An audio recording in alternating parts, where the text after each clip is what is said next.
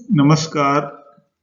आज हम जिस प्रकरण का प्रथम वीडियो प्रस्तुत कर रहे हैं वह है भट्टोजी दीक्षित विरचित सिद्धांत कौमुदी के अनुसार कारक प्रकरण।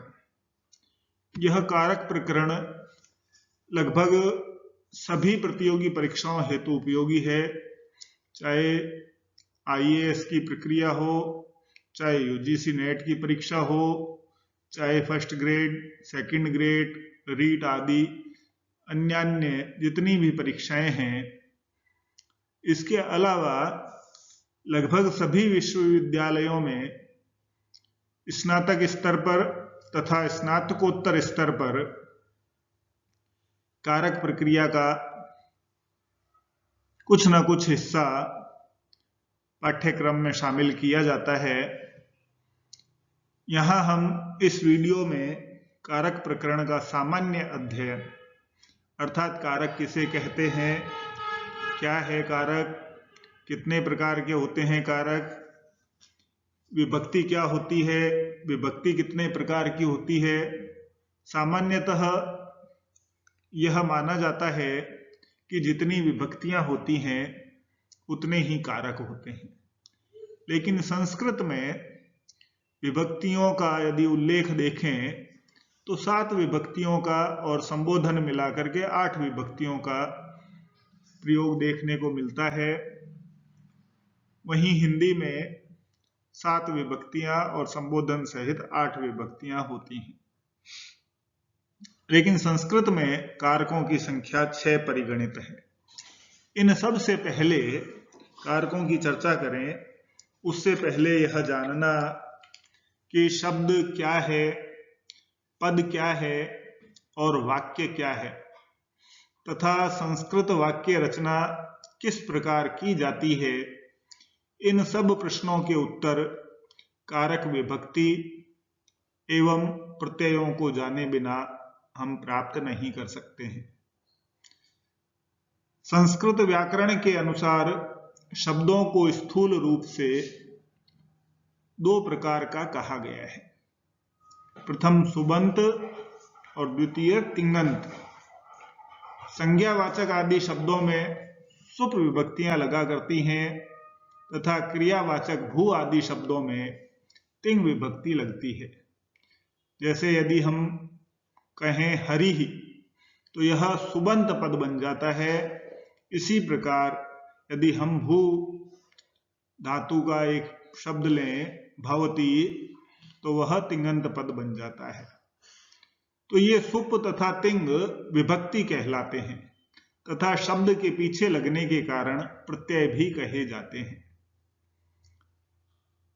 इन सुबंत हरिहि आदि तथा तिङन्त भवति आदि पदों के आकांक्षा आदि से युक्त समूह को वाक्य कहते हैं। क्रियार्थ को निष्पन्न करने के लिए पदों का जिस अर्थ के द्वारा क्रिया से संबंध होता है उसे कारक कहते हैं। इस कारक की अनेक परिभाषाएं हमारे सामने आती हैं। सर्वप्रथम जो परिभाषा देखते हैं पातंजल महाभाष्य में कारक की व्युत्पत्ति बताई गई है, करोति क्रियाम निवर्तयति। इस प्रकार कारक की यह व्युत्पत्ति बताई गई है। इसी प्रकार दूसरी व्युत्पत्ति यदि हम देखें तो क्रियान्वयित्वम कारकत्वम, या यूं कहें क्रियाजनकत्वम कारकत्वम, अर्थात क्रिया का जिससे अन्वय हो वह कारक कहलाता है। एक अन्य भी क्रिया निमित्तत्वम कारकत्वम या निष्पादकत्वम कारकत्वम, अर्थात क्रिया के जनक को कारक कहते हैं, अर्थात क्रिया की निष्पत्ति में जो निमित्त होता है वह कारक कहलाता है। तो इस प्रकार से वैयाकरणों ने अलग अलग परिभाषाएं कारक की बताई हैं। इसके बाद में यदि हम सामान्य जानकारी के रूप में देखें तो हम कह सकते हैं कि संस्कृत में 6 कारक होते हैं, जिसके लिए एक श्लोक कहा गया है, कर्ता कर्म च करणम च संप्रदानम तथैव च अपानाधिकरणम इत्याहु कारकाणि षट्। अर्थात कारक 6 हैं। संस्कृत व्याकरण में संबंध को कारक नहीं माना जाता है। अब यदि हम कारकों की, जैसा कि ऊपर श्लोक में कहा गया है, 6 कारक होते हैं, कर्ता कर्म करण संप्रदान अपादान और अधिकरण। ये 6 कारक कहे गए हैं। इन 6 कारणों को यदि हम आगे विश्लेषित करेंगे, कर्ता कारक किसे कहते हैं, कर्म कारक किसे कहते हैं, उससे पहले हमें विभक्तियों के बारे में भी सामान्य जानकारी होनी चाहिए। संस्कृत वाङ्मय में या संस्कृत व्याकरण में 7 विभक्तियों का उल्लेख मिलता है। संबोधन को प्रथमा विभक्ति का ही अंश माना जाता है। अतः प्रथमा विभक्ति में प्रत्येक विभक्ति में 3 वचन, एक वचन, द्विवचन और बहुवचन कहे गए हैं। अब उसी हिसाब से जो सुप विभक्तियां कही गई हैं, प्रत्येक विभक्ति के एक वचन, द्विवचन और बहुवचन के जोड़े से 7 विभक्तियों के कुल 21 प्रत्ययों का विधान सुप विभक्ति में कहा गया है। यदि हम प्रथमा विभक्ति को देखें तो प्रथमा विभक्ति में सु, औ और जस क्रमशः एक वचन, द्विवचन और बहुवचन संज्ञक होते हैं। इसी प्रकार द्वितीय विभक्ति में अम, औट, शस, तृतीया में टा, भ्याम, भिस, चतुर्थी में गे, भ्याम, भ्यस, पंचमी में घसी, भ्याम, भ्यस, षष्ठी में घस, ओस, आम और सप्तमी विभक्ति में घी, ओस, सुप। ये 7 विभक्तियों के कुल 21 प्रत्ययों का विधान सुप विभक्ति के अंतर्गत किया गया है। यदि हम सुप आदि प्रत्यय विभक्तियों के अनुसार इन्हें देखें तो इस प्रकार से हम प्रथमा विभक्ति के 3 प्रत्ययों को क्रमानुसार रख सकते हैं, द्वितीय विभक्ति के भी, और इसी प्रकार सप्तमी विभक्ति तक क्रमानुसार एक वचन के, द्विवचन के और बहुवचन के प्रत्यय कहे गए हैं। अब इसके आगे यदि हम चर्चा करें तो व्याकरण शास्त्र में इन प्रत्ययों के बाद में, क्योंकि इसमें जो षष्ठी विभक्ति तो है लेकिन कारक नहीं है, क्योंकि षष्ठी विभक्त्यंत जो पदार्थ है उस पदार्थ में क्रियाजनकता नहीं होती है। जैसे हम कहें कृष्णस्य पुत्रः विद्यालयम गच्छति, इस वाक्य में क्रिया है गमन रूप क्रिया, और उस गमन रूप क्रिया का कृष्ण से कोई संबंध नहीं है, साक्षात संबंध नहीं है। गमन क्रिया का कर्ता पुत्र है और पुत्र रूप कर्ता के द्वारा पिता रूप कृष्ण में परंपराया क्रियाजनकता नहीं मानी जाती, अतः संबंध कारक नहीं माना जाता है। संबंध को विभक्ति कहा गया है। तो व्याकरण शास्त्र में इन कारकों का विवेचन करने के लिए जो प्रकरण कहा जाता है वह कारक प्रकरण कहलाता है। कौन सी विभक्ति किस कारक के लिए प्रयुक्त होती है वह भी इस प्रकरण में बताया जाएगा, अतः इसे विभक्त्यर्थ प्रकरण भी कहा जाता है। यहां हम 6 कारकों का और 7 विभक्तियों का क्रमशः संक्षिप्त परिचय जानने का प्रयास करेंगे। तो सर्वप्रथम जो आता है कर्ता कारक, उस कर्ता कारक में यदि हम देखें तो क्रिया को करने वाले को कर्ता कहा जाता है। छात्रः पठति, यह यदि हम प्रयोग देखें तो इस वाक्य में छात्रः कर्ता का पठति क्रिया के साथ साक्षात संबंध होता है और कर्ता तथा क्रिया एक दूसरे से आकांक्षा से युक्त होते हैं, अतः सीधे संबंध रखते हैं। इस प्रकार क्रिया के साथ अन्वय करने की योग्यता होने के कारण प्रथमा विभक्ति युक्त रामः कर्ता कारक हुआ। अब इसी प्रकार यदि हम कर्म कारक की बात करें तो कर्म कारक कहते हैं कि परिभाषा क्या हो सकती है कि जो क्रिया व्यापार द्वारा कर्ता को सर्वाधिक अभीष्ट हो वह कर्म कारक कहलाता है। यहाँ दो तरह की बात देखने को मिलती है, एक तो क्रिया व्यापार द्वारा कर्ता को अभीष्ट हो और एक सर्वाधिक अभीष्ट हो, अर्थात उसके अलावा कोई चीज प्रिय न हो, तो जो अभीष्टतम वस्तु होगी वह कर्म कारक कहलाता है।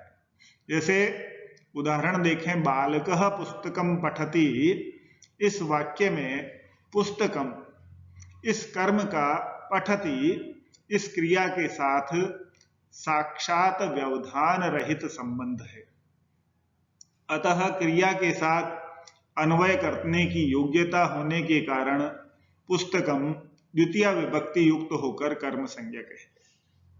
इसी प्रकार यदि हम करण कारक का सामान्य परिचय देखें तो करण कारक में कहते हैं कि जो क्रिया की सिद्धि में विशिष्ट रूप से उपकारक हो, अर्थात जिसके बिना क्रिया संभव न हो, वह करण कारक कहलाता है। तो क्रिया की सिद्धि में जो सहायकतम उपकरण है वह करण कारक कहलाता है। इसमें तृतीय विभक्ति होती है, करण कारक में हमेशा तृतीय विभक्ति का प्रयोग होता है। जैसे बालकः कंदुकेन क्रीडति, इस वाक्य में यदि हम देखें तो क्रीडति क्रिया में कंदुक जो है वह उपकारक है विशिष्ट रूप से। तो विशिष्ट रूप से उपकारक होने के कारण से क्रीड़ा करने क्रिया के साथ सीधे संबंध होने के कारण तथा अन्वय की योग्यता होने के कारण कंदुकेन में तृतीय विभक्ति अर्थात करण कारक का प्रयोग हुआ है। तो जो क्रिया की सिद्धि में विशिष्ट रूप से उपकारक हो उसे करण कारक कहते हैं। इसी प्रकार यदि हम संप्रदान कारक की बात करें तो संप्रदान कारक में वैसे तो कई प्रयोग कारक के अंतर्गत हम देखेंगे, अनेकानेक सूत्रों के द्वारा अलग अलग अर्थों में उनका प्रयोग चतुर्थी विभक्ति या संप्रदान कारक के रूप में किया जाता है। लेकिन सामान्य रूप से यदि संप्रदान कारक की परिभाषा निश्चित की जाए तो जिसको कोई वस्तु दी जाए, अर्थात ऐसी वस्तु दी जाए जिसे वापस प्राप्त न किया जाए, अर्थात दान स्वरूप जिसे दिया जाए, या जिसके निमित्त कोई कार्य किया जाए, अथवा कोई वस्तु जिसे रुचिकर हो, वह संप्रदान कारक कहलाता है। आगे सूत्र इनसे संबंधित आएंगे, उन सूत्रों में विस्तार से इनकी चर्चा की जाएगी। लेकिन प्रारंभिक स्तर पर यदि हम सामान्य रूप से इन चीजों को याद रखें तो संप्रदान कारक एक तो जिसे दान स्वरूप कोई वस्तु दी जाए, या जिसके निमित्त कोई कार्य किया जाए, अथवा कोई वस्तु जिसे रुचिकर हो, वह संप्रदान कारक कहलाता है। और संप्रदान कारक में चतुर्थी विभक्ति का प्रयोग किया जाता है। जैसे उदाहरण के रूप में देखें, बटुकाय भोजनम ददाति, इस वाक्य में दान क्रिया बटुक के लिए की जा रही है, अतः बटुकाय में संप्रदान कारक होकर चतुर्थी विभक्ति का प्रयोग हुआ है। इसी प्रकार यदि हम देखें, माणवकाय भोजनम रोचते, तो रुच धातु के योग में भी अर्थात जो वस्तु प्रिय हो, रुचिकर हो, जिसे भी रुचिकर हो, उसमें चतुर्थी विभक्ति अर्थात संप्रदान कारक होता है। माणवकाय भोजनम रोचते, यहाँ इस प्रकार से उदाहरण निश्चित किया जा सकता है। तो माणवक को भोजन रुचिकर लगता है, इसलिए माणवक में चतुर्थी विभक्ति का प्रयोग अर्थात संप्रदान कारक का प्रयोग किया जाता है। अब यदि हम अपादान कारक की बात करें तो अपादान कारक की परिभाषा यदि सामान्य रूप से हम, क्योंकि यह हमारा वीडियो सामान्य परिचय का है, विस्तार से अलग अलग कारकों में अनेकानेक सूत्रों के माध्यम से उनका विस्तार पूर्वक अध्ययन करेंगे। लेकिन यहाँ सामान्य अध्ययन के रूप में अपादान कारक संज्ञा किसकी होती है? जहां से कोई वस्तु अलग या पृथक होती हो, या जिससे कुछ उत्पन्न होता हो, अथवा जिससे भय हो, या भय के कारण जिससे रक्षा की जाती है, वह अपादान संज्ञक होता है। तो ये सामान्य रूप से प्रयोग हमें परीक्षाओं में इन्हीं से संबंधित देखने को मिलते हैं, इसलिए इसकी एक सामान्य परिभाषा यहाँ पर इस प्रकार की जा सकती है। अपादान में हमेशा पंचमी विभक्ति का प्रयोग किया जाता है। जैसे उदाहरण देखें, वृक्षात पत्राणि पतन्ति। इस वाक्य में यदि हम देखें तो वृक्ष से पत्ते गिरते हैं, तो पत्तों का वृक्ष से पृथक्करण होने के कारण, तो जिससे अलग हुआ जाए, तो पत्ते वृक्ष से अलग हो रहे हैं, इसलिए वृक्षात पद में अपादान कारक होने के कारण से यहाँ पर पंचमी विभक्ति का प्रयोग हुआ है।